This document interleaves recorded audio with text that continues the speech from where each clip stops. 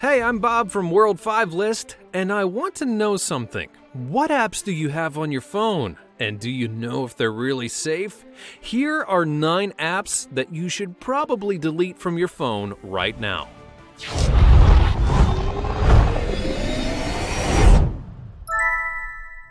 Number 9.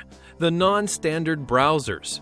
Now, phones have evolved greatly since they were first made portable, and to that end, one of the biggest revolutions in phones is when people were actually able to start actively using the internet via a mobile device. And with the new technology and Wi-Fi, that became a go-to thing for phones. However, there is an actual danger if you're not accessing the internet from the correct app. The standard in internet browsers is widely considered to be Google Chrome. Google is a reliable service. They can be trusted, they have Gmail, and they've been refining their browser for a really long time. However, you may be tempted to try out some other new browser because it offers you faster load times or extra features, and that can sound really enticing. But that's the problem. They sound enticing, but they're really not. Can you guess how they would fail you as an app? Well, a big one is that these extra services also invite ads and other things onto your phone, which is going to slow it down and take away from your performance. So, for the best and easiest internet experience, just stick with Chrome or another established web browser. Number 8. Apps that give away your information. While this second one may be a little obvious to an extent, as you should never install an app that gives away your information, it does go toward a key part of app downloading. You have to do your research. Now you may be thinking, why would I need to research an app? Well, that's because sometimes a popular app changes, and what it does without your knowledge can change too. What's more, while an app may look innocuous, it could be hiding something very disturbing. A good example is QuickPic. This once popular app was used to be a photo gallery app of sorts, which is, useful, and the original owners did do frequent updates, refining the tool and making it easy to use for everyone who downloaded it. Yeah, that sounds pretty good, right? But then it was bought out, and the new owners, Cheetah Mobile, began to put its users' data on its servers, which started a string of bad things happening to those who downloaded it. Number 7. RAM-saving apps. Now, one of the hardest things to do on a phone is make sure that you don't use up too much data and battery life on the apps that you have and maintain it. It happens, I know, and nobody really wants to end up with a dead battery because of their choices, so you may be tempted to find an app that can help empty your RAM a little bit and keep your battery alive a little longer. The problem with that is that the apps often do a lot more harm than good. In fact, it's probably better for you to manage the problem yourself than to risk trying to give it to anyone else through an app. What's more, if you have an Android phone and other phones have similar functions, the phone's actually going to manage the data memory that your apps use and ensure that it only uses memory when being used and no time else. So think smart before you go and get an app like that. Speaking of which, number 6, performance boosting apps. When I'm using my phone, I want to use it without any kind of hassle or slowdowns or complaints, especially when I'm at home. And then there's nothing worse than when my phone gets slow for one reason or another. Much like the RAM-saving apps, you might be tempted to try and get one that's going to boost your phone's performance. Like the previous entry though, they rarely ever do. First off, these cleaning apps take up a whole lot of battery power, which is going to cause you a bunch of frustration after a while. Secondly, you can boost the performance all by yourself by doing basic cleaning and maintenance on your phone. For example, if you uninstall an app, which you should do if you're not using it very often, there's a chance that it could actually leave some data behind which can slow down your phone.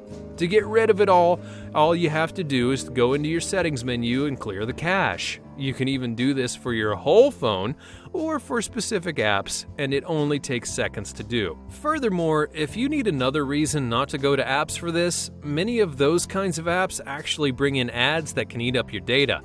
And something tells me you don't want that.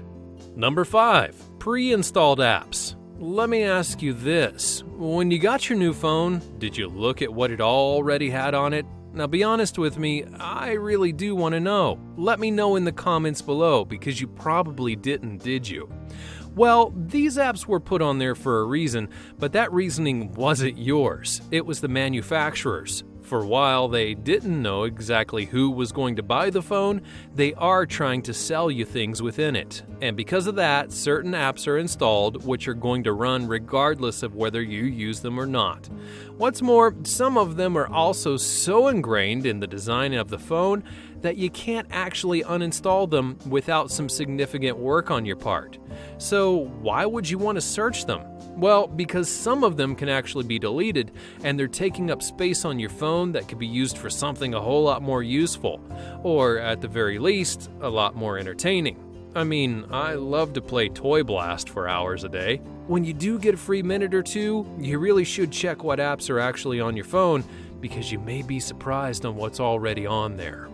Number 4, antivirus apps. Let me paint you a little picture. You're on your PC. You go to a site that you trust. You're reading an article, and you click on a link to find a source. And unbeknownst to you, that site contains a virus. What do? Well, that's right. You likely don't have to do anything, as the computer has its own antivirus program that protects it from getting hurt. This arguably is one of the most important parts of the computer, which would make you think that having an antivirus software app on your phone would be logical, right? Well, there's one problem. Your phone doesn't really need it. Now, don't get me wrong, there's always a way for a virus to get on your phone, but as long as you think smart about what you're downloading and where you're downloading it from, you're going to be absolutely fine. In fact, many app makers who are official developers highlight that their apps are all free of viruses and back that up in a whole lot of ways. Your phone has certain security measures within itself that's going to warn you if something odd will pop up in the app that you're trying to download. Again, it's not a foolproof system, and if you do download from unofficial places, you can get a virus on your phone. But if you're paranoid that anything you download will have a virus, just take a breath because you're going to be fine more times than not. Number 3, battery saver phone charger apps. Let me ask you this. What's actually worse than dealing with the possibility of a virus on your phone? That's right, having no battery power left. You might be tempted to find an app that can help reduce how much battery life that your other apps are taking, or even find one that can help charge your phone up faster. But let's tackle the second one for a moment. There's no such thing as an app that can allow that. It's because it's not a software issue, it's a hardware issue, and your phone can literally only absorb energy at a certain rate, and no app in the world can change that for you. As for a battery saver, you may think that this one is possible, but honestly it's not, because every app takes a piece of your battery life, which is fine. But to truly save energy, the app would need to affect both the apps themselves and the operating system on the phone, which is never going to happen. So, this is one app that is doing that, and it's likely taking more energy than you're actually saving. Number 2, pointless apps. Now, it sounds kind of vague, doesn't it? That's because it kind of is. It's an intentional kind of vague. And the truth is, apps are like candy at a candy store. They all look really appetizing and pretty, and you just can't help but want to try each one. But just like eating too much candy, getting too many apps on your phone, especially pointless ones, can make you really unhealthy. Now don't get me wrong, a lot of apps out there have a purpose. Maps that give you directions, flashlights, social media connections, those things are probably all good. But then there are those that you download in a moment that you think are really cool, and then you never use them again. The point of it all is the more apps you have, the more data you use. And as stated before, the more apps you have, the more you drain your battery. So be smart. Only download the apps that you're going to use every once in a while, and then, if you don't feel you'll use them again, just get rid of them, because you'll be better off that way. Number 1, knockoffs of apps or games. Now, in apps, just as in life, not everything is free, and that's fine.